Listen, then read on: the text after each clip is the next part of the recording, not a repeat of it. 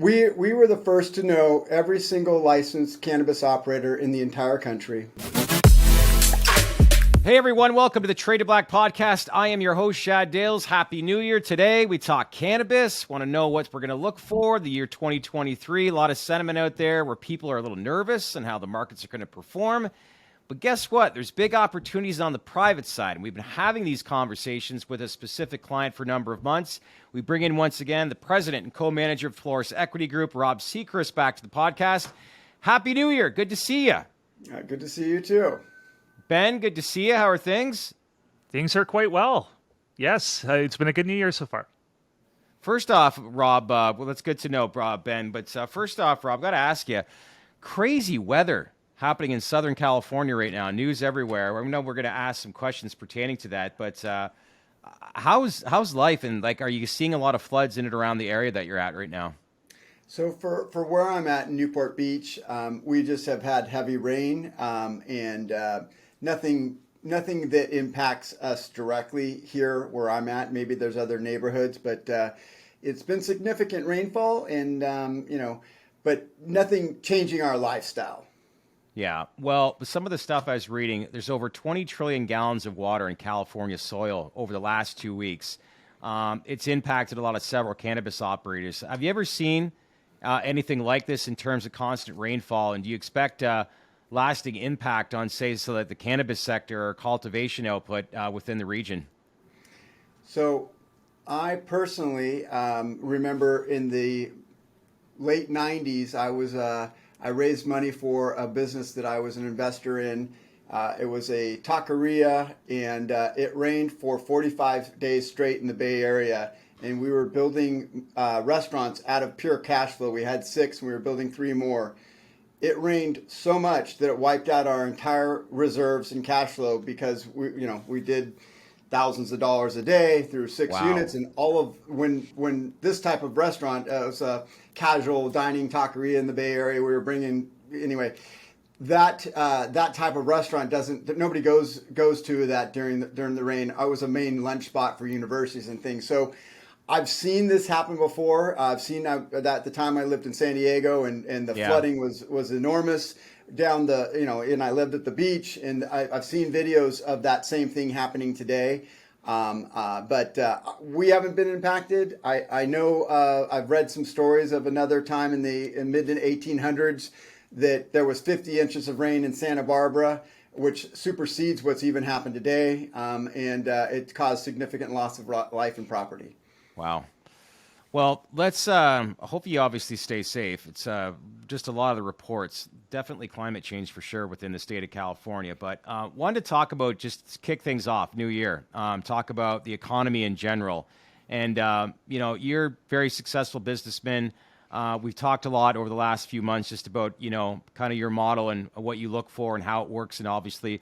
But for those watching, for the first time, getting to know who you are as a person a little bit more, what can you share as far as how you're looking at the economy right now and what you can anticipate going into 2023?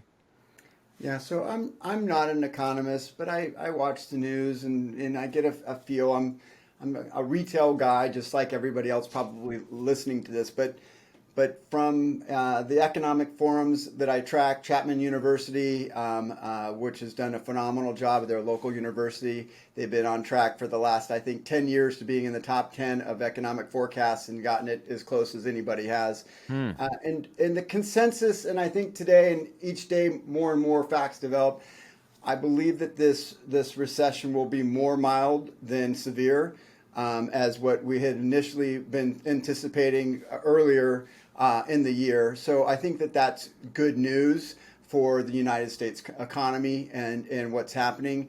And, I personally was able to have dinner with the representative of Zelensky I think it was a month and a half ago in New York. And it was coming directly from the sole person that can speak for him in the United States, that the war in Ukraine will not be over, but the resolution will be figured out by April. And I tried to drive of, why do you know that? Why is it that you can tell me that? And he would not go into the facts, but for whatever reason, in April, the war won't end, but we'll know what's going to happen at that point. And I don't know if that's because we're coming out of winter. I don't know if there's a backroom deal being cut, but why that's important is I think that that's putting significant stress on the dollar here, the inflation and all that stuff. So, our supply shortage that we had, at one point we had hundreds of massive container ships out in front of the largest port here, San Pedro. I could see them from Newport Beach, which is 40 miles south. There was tankers parked all the way down the coast, even past our house, all the way down to Laguna Beach, which is just insane because they didn't have enough workers. So a lot of these things are starting to be corrected over time, and there's I think that I think it'll self-correct and not be as severe as we once thought earlier this year. That's really good to know, especially with interest rates still being high. Prime rate is still very elevated. A lot of people think that might be coming down, or the Fed might be inclined to reduce the Fed funds rate later in the year. Now, with the cannabis operators that you talk to, is that something that they sort of focus on, or do they just focus on running their business and try not to worry about the impact of interest rates? I would say at a high level, the Fed funds lending rate isn't necessarily a key driver of how a cannabis business is going to operate. Of the percentage of what's impacting them, that is one of the least of them. It would be more of an issue of being able to produce product, getting employees, having sales. The cost of debt fluctuating from where you were at to where it is today. That percentage change is infinitesimal when you look at the gross revenue for the company and what your expenses changed. You might have a certain portion of debt, but that change let me just set it a different way too. Cannabis operators, our borrowers have more elasticity to be able to absorb an increase in payment than non-cannabis properties, and so proportionately, our borrowers are not close to what traditional, debt to service income ratios of 1.25 to 1.35. Our borrowers are significantly higher than that. So can I quickly stop you there and ask why that is, Rob? Because you bring up a good point. I did not know that. Yeah. Why? So, the last time I looked at the numbers, which was last year, cannabis operator, a tenant for a cannabis lease is going to pay 10 to 15 times more than a non-cannabis. And so what that means is that essentially 1 month's lease from a cannabis operator is the same as what you get from a non-cannabis for the entire year. And so that is showing you how much more revenue is coming in on that lease. Now, the cannabis operator has significantly more expenses, but they're generating significantly more revenue as well. Right. And so you can charge for our borrower that owns the property. They don't have any additional expenses. They can simply charge more for the lease because it's a specialty use property. Now that property does need to be built out, but that is factored into the lease rate, and that value is built into the property as well. What would you say are the biggest trends that you can see within this space going into this year? We saw a lot of talk, and you were correct a number of months in advance about how safe banking is just going nowhere. You were correct based off of that. A lot of sentiment right now amongst the spaces is there's really nothing there. And, I don't think people are going to walk away. I just think that they're kind of fatigued, to say the least, pertaining to the industry on the public equity side. But as a whole, when it comes from a pure business aspect, do you still see big growth outside of the public equity markets? Yeah, well, I don't even see big growth in the public equities markets. I think that all cannabis operators need to be focusing on profitability and less on expansion. And the reason I say that is that initially it was a land grab or perceived land grab for all the brands and operators across the country. And so when equity is free flowing and there's very little underwriting from retail investors to buy a share of stock on what the business plan is, they don't really know that much about. They're simply tracking, growth and some other things because none of the companies were making money. In reality, I would always rather be more focused on profitability and sustained growth than market share. Now, if you have unlimited amounts of guaranteed additional capital, then you have the ability, like WeWork or some of these other companies, just to keep going freaking nuts until you gobble and you grow out of it. They had a monumental fail, even them as well, with all the money that they raised. But it's okay to miss some market share because that market share is not sustainable if they're operating it at a loss. It's a good point. Very good point. Do you see a lot of mergers and acquisitions happening this year in the space? This is the first time you've asked me that, and I haven't thought about it, but my initial thoughts off the top of my head, the dynamics and reasons that you might have been wanting to merge with somebody might be quickly changing. You might have been merging with somebody because you thought that they had the market share to support you.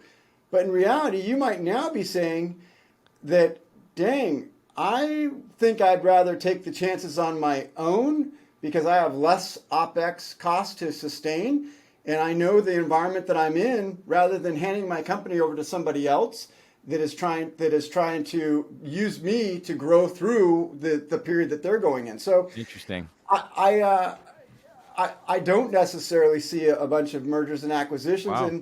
And especially, most of the time in this environment where the the share prices are so deflated, there's very little value in the share price. And so the guys that are buying the company don't want to buy at their all-time low of doing that. And the guys that are selling, they want cash, and that there is no cash. So just as you throw that question out at me, I don't know if you're going to see the level of that. What I do think you're going to see is that there will be winners and there will be losers, and that's the normal case for any sector, and it's always happening, just nobody is talking about it. Yeah, And I think that the cleanest way to acquire a company is to not merge with it, but it is to buy it once it's broken and pick up the assets, because you're not connected to them, and you can reposition them all yourself, and you don't have any extraordinary circumstances of stuff that's tied to it. Which I could see happening a lot this year. Go ahead, Ben. I echo that comment too. Like in this environment, it might make sense to just let like a MedMen situation play out, where see if the company sort of runs out of cash and comes into problems, and then it's sort of a vulture capital situation where you're picking up pieces at pennies on the dollar instead of outright buys. But one thing I want to ask you, since you're talking about the deflation in the market, on some of the platforms that we're engaged in, it seems like the lack of reform in the lame duck, sort of like it was a giant sucking sound in the room and deflated, the investors on the public equity side. Are you seeing an uptick in interest in mortgage REIT funds and the funds that you operate specifically now that there may not be a significant cannabis catalyst over the next 2 years? We're not, but not for the reasons that you're talking about. So the people that that type of investor is an equity investor, and they are interested in buying and owning shares in the operating brands. We're not coupled to that directly. And so that investor profile is looking, if it's publicly traded, they're looking at as buying and selling, and whether they're a long holder or a trader, they're looking for those movements, or they're holding for long term. I think that if you're not able to be in a situation to go long for 5 to 10 years, don't be in the sector. Right. You don't have enough as a retail investor to know anything about any of these companies, and even if you did, it's stale information by the time you got it. Yeah, that's exactly it. And each market that these companies goes into is a completely new market and completely new dynamics, and each period of time is changing. This is a emerging sector, and each new state is gestating, and so none of the modalities of understandings of things of business, what would be a consensus for how things should operate, can be applied yet because there's not enough historical history in any of these one states. And so you cannot use those models in that school of thinking. And so that's the first place people have gone wrong. And so and even with some of our peers in the lending products and the models that are out, for example, we believe that an equity REIT is not the best model to be in this sector because you're cashing out the borrower day one, the previous borrower, you're decoupling them from having any incentive to stay. You've freed up all this money, and on top of that, you're writing the basis of the lease rate at the worst possible initial basis, and it escalates from here, where we all know that even if no other law changes, nothing else changes, eventually there's going to be more and more lenders and the cost of capital is going to come down. Mm-hmm. And so if the cost of capital comes down and the flows of capital become more efficient, that lease rate basis that started at was not the right place. And the escalator is going to have so much disparity at a certain point that one or two things are going to happen. One, they're going to tell the owner of the property, the equity REIT holder, we need to renegotiate because this is not equitable for market rate anymore. Or we're going to leave and we'll fight this out in a lawsuit if there's guarantees or anything there. So that model is for a fully established, mature market. The same with the BDC corporate debt model. These are products that are written for industries and real estate lending sectors that are fully established, no regulatory risk, no states, interstate commerce, no additional licenses coming online, like just doubled in Florida, which we had predicted as well is going to be coming across many different states. It's just a matter of time. And so these are some of the things that I think is just not that one of the biggest issues for equity investors in this sector is it's just too difficult for not having the real-time on-the-ground knowledge of what's going on. Yeah. If you're sophisticated and it's an operation that you can go and look at and understand what's going on there, and it's a business model you believe in, even that is tough because the information that you have is a snapshot that day. But what the projections are and what the business model is going to change from that day going forward. And this is an industry that so much of that stuff changes. Okay, quick follow-up question to that, though, Rob. Do you think that people sometimes forget that cannabis is still an emerging market because it's been around in several states for several years, and that people just think that the market, that the industry has already emerged, and it's not. They don't look at it like an emerging market. Absolutely, Ben. Ben. I don't think that they think about it at all. I think that they see, okay, and I've made the same mistake too. I bought a lot of shares in March 20th during 2020 for COVID, and the only reason that long is it took me. I didn't realize I had to be approved to buy cannabis stocks that were over the counter. But anyway, I think that most retail, and I thought about the same way. I'm like, okay, the stocks are down 90% on that particular day. The ones I was buying, I knew these companies. I knew about them. They weren't ones that were our active borrowers, but I knew about them. I knew the CEOs. I knew what I had spoken and interacted with. They were best in class, and they were down like 90%. And I'm like, there's no way it can go down any lower. One of those companies from that point is down 999%, one of them. And I'm like, oh my gosh. And it's one of my friends that runs the company, and he tried to raise the money from my group, not from Pelorus, but just a private group of investors I'm a member of. And the valuation at the time was 10 million. The valuation of the company is less than 4 million today. And that was when they were raising the company for the seed round. It went to several hundred million value, and now it's back to like 4 million. Wow. Yikes. Now that doesn't give you a dose of reality. My point is, I think that people are using the thought process. Okay, this company is close to profitability, or they're trending the right way, and the share price is down. I'm going to be long. I don't not mind parking some money there for long term. And generally, if you hold long enough, that's sustainable. But when you're in a market that has so many things that are changing, that may or may not be true. Yeah. I think like that's where I want to pivot, where it's like investors, as I said, fatigued. they got to start looking for other options because, as you said, like that's crazy, 900 and some odd percent down. We've had conversations about the private side, more specifically your fund, the Pelorus fund. If we look at a recap for 2022, the fund will produce a yearly internal rate of return of approximately 12%. Assets under management have climbed nearly 50% from the $240 million the fund started out with at the end of 2021. And not to say like these are returns that were achieved in unfavorable equity market conditions. So in 2023, I've spoken to you in the past, I've spoken to Travis, and there's a lot of excitement, positive sentiment as to your growth strategies, trajectory over the next 12 months. Again, for new people that are watching this, how are they going to make money, and why should they be interested in the growth trajectory that you have set out over the next 12 months? Yeah. So first, I'd like to just decouple some of the things that I was talking about to round out where I was headed with my point.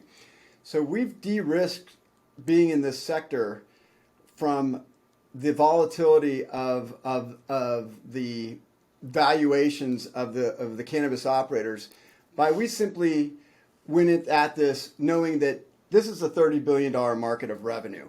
And that's going to occur whether a company fails or succeeds, that money's going to flow through.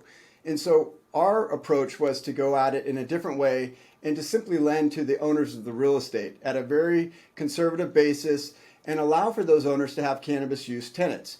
And so for us, if a tenant that we underwrite was to fail, that borrower can replace that tenant with another cannabis operator. So we can sustain a failure. We've got the equity, we got the principal equity protection, we got personal and corporate guarantees.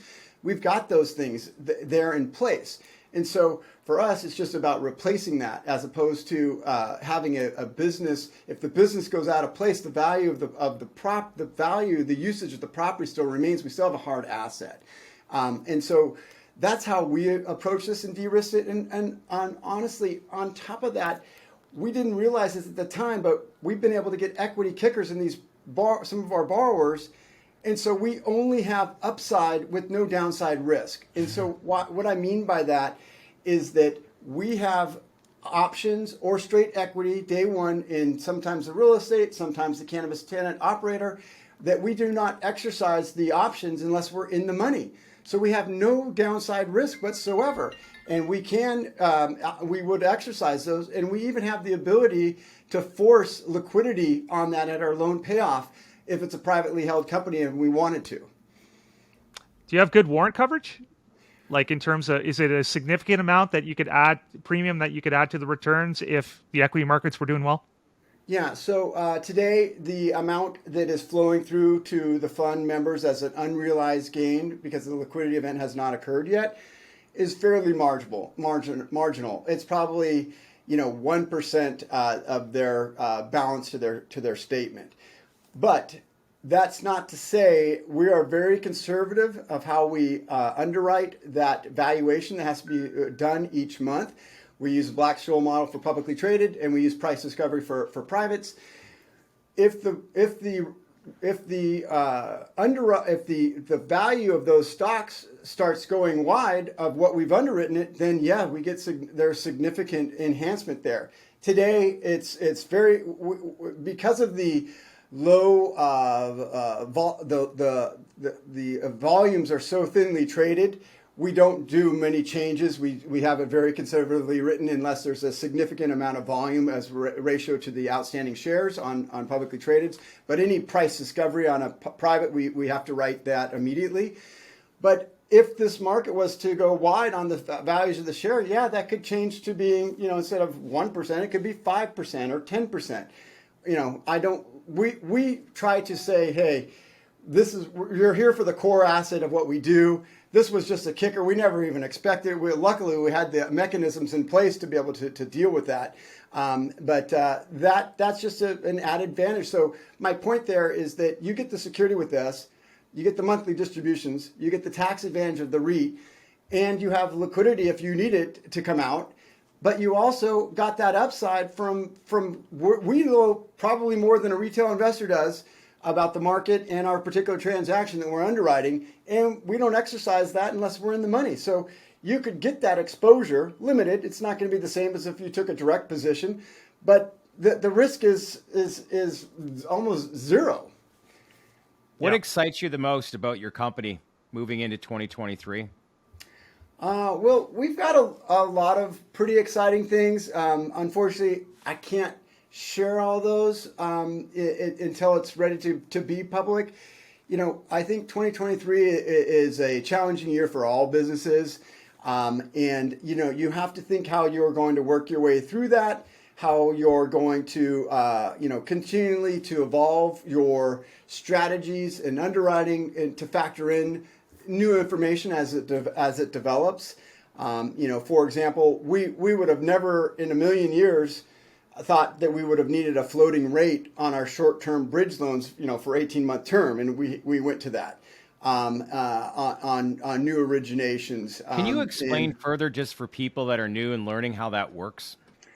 Yeah, so generally, when you write a deal at 5 points and 15% to 60% loan to cost basis, in 18 months, you've priced in enough premium in that rate and points to absorb any movement that is in the Fed lending rate. And, Okay. and the only reason that matters to us, because we don't borrow money from the Feds, but where it matters is that normally the Fed, Treasury bills were at 1-2%. Today they're at what, 5-6%, and so that going wide that far, when we're kicking out a 12% IRR, and now the Treasury bill's at 5 or whatever it's at today. I'm not tracking it today, but now it's a different from an investor's perspective. They're like, well, look, 12 is not as good as it was 2 years ago, and so by us changing all of our loans going forward to floating rate, we price in anytime that the Fed lending rate goes up, our loan are changing monthly and increasing, and so that will drag up our yield to our investors as well. Now, Rob, you mentioned monthly distributions before. I just want to paint the picture about how that would work for the layman investor. So, suppose an investor put in $100,000. Do they get a monthly distribution check equivalent to, say, 12% IRR is equivalent to roughly 1% a month? Would they get a check in the mail with that money, or would they also have the option to to compound it and put it back on their principal and compound it? Great question, and yes, they get we ACH things. Very few investors actually get checks anymore, but they have the option to take a distribution or reinvestment. They can change that at any time. They can split it as a percentage. A lot of investors reinvest to a certain point of the year, and then they switch to distribution to pay the taxes and lots of different models for that. I believe that from a cash distribution, just cash, from our first investors that have been with us today, they've received 63% of their principal back in just distributions. That's without reinvestment. I was trying to run the numbers if they reinvested, but I believe that they would have already gotten 100% of their principal back, or the equivalent if they reinvested. So they would be playing with the house's money at this point going And forward. that's When is your 2018, right? I'd calculated this before. I think it's about 4.2 years at 15% reinvestment. This year we had a slightly lower yield. So, 4.5 years. You probably, some investors have been in the cannabis equity markets and maybe are up, maybe they're down from that period of time. But at this point, our earliest investors now are almost playing with the house's money from here going forward. So they completely de-risked it. You want to manage over $1 billion, or lend, I should say, over $1 billion in assets in the next 12 months. What does that look like for your investors? Yeah, so look, from a fund perspective, we've got the infrastructure in to handle that. We're using the most, some of the best law firms, fund administrators, auditors. We have the back end. We have the team to support all that in place today, and we've actually had that since last year. but from an investor's perspective, why they want that is that the larger your portfolio is, there's safety in sizing that any one loan is not going to have as much of an impact, good or bad, to the overall fund. And so, you want to have as many deals as possible. You want to have a large portfolio. You want to do it in a conservative way, but the infrastructure to handle that is already in place. Mm-hmm. So to have, when you have BlackRock and you have $7 trillion assets under management, any one I don't know, let's talk about B-REIT, multi-billion-dollar equity REIT. That in that scenario, a transaction or a couple of transactions that are having to be repositioned don't impact the cash flows on the fund that much. Okay. Last question here, Rob, is maybe a little prediction time. What states would you think might go legal or might have a ballot put on the 2024 presidential ballot during the elections that may go legal at that time? Is Pennsylvania in play, for example? So unfortunately, normally I'll throw something out for you, but we don't even track that because that's not a good use of our time. And I'll explain to you why. So from us as a lender, we only underwrite somebody that has an existing operation, a purchase price, a budget of something that's happened. For us to analyze and speculate on a new sector, we need the data to underwrite that and understand that sector, and we need the data points to understand that transaction. For a lender, we are agnostic to where it's at. We could be in the worst possible state, which we think is Oklahoma. If the transaction is structured properly, we might be at 10% loan to value with a guarantor from a guy worth $100 million. We'd probably do that deal. Yeah. But we have to factor all these things into. So we're not trying to expand our footprint to get market share because we can go in any of those states that we want to. So it's a different perspective from us, and I get that question all the time. So I don't have a state that we're looking to be in or we want to be in that is more favorable than other because we analyze every single transaction as a case-by-case basis on itself. Well said. Well said. Well, listen, appreciate you checking in. All the best in 2023. Big plans, obviously, for you. But I hope you enjoyed the holiday season as we're here in January. And stay dry. Crazy times, obviously, weather-wise out west. Well, we'll have to get you guys back out here when the weather clears up again. That was a really fun time hanging out with you. Yeah, I am sure. I wouldn't mind, it's better than Canadian weather, right, Ben? Oh, that was an amazing time. And listen, I want to thank you again. I know I've done it privately, but just on the air here, I mean, that was an amazing visit. We got some great documentary footage out of it, and just it's amazing to see the different communities out there that are different than your own, and how the industry is really helping, certain towns really thrive where before maybe they don't have that. The right industries to help them grow. So yeah, really good experience. Love to be out there again.